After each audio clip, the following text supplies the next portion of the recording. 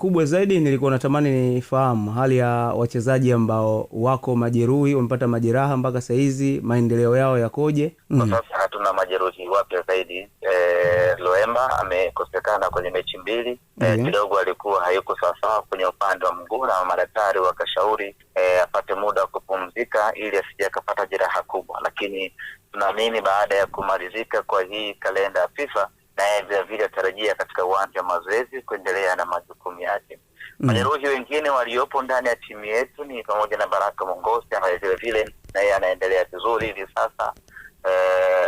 Alipata changamoto katika mchezo dhidi ya Singida, kwa hiyo akaukosa mchezo uliofuata dhidi ya Pamba na mchezo dhidi ya TRA, lakini kwa sasa maendeleo yake ni mazuri na atakuwa sehemu ya kikosi kitakaporejea katika uwanja wa mazoezi Alhamisi wiki hii.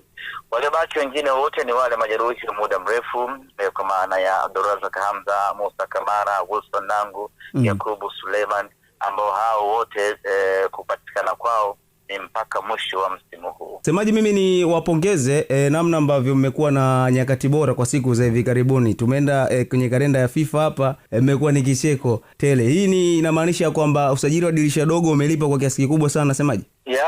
Timu yetu ilianza ligi kwa kusuasua, baadaye mambo yakafanyika, tukafanya maboresho, tukaongeza nyota wapya na wachezaji wapya ambao wameingia wakaibadilisha timu kwa kiasi kikubwa sana.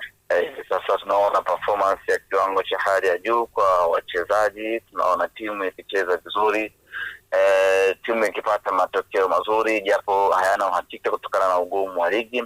Lakini kwa ufupi tu ni kwamba timu imekuwa na mabadiliko makubwa hivi sasa kulinganisha na tulipoanza msimu huu. Nimeona ratiba yenu ambayo mna mlolongo wa mechi nyingi sana.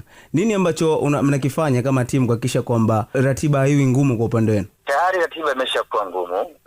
Cha muhimu ni kuishi nayo tu hivyo kupambana nayo.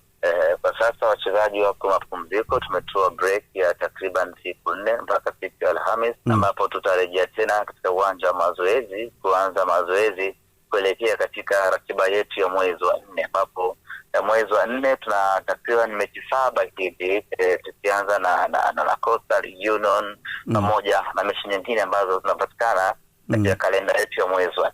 Semaji, mimi nikushukuru sana ba. Asante.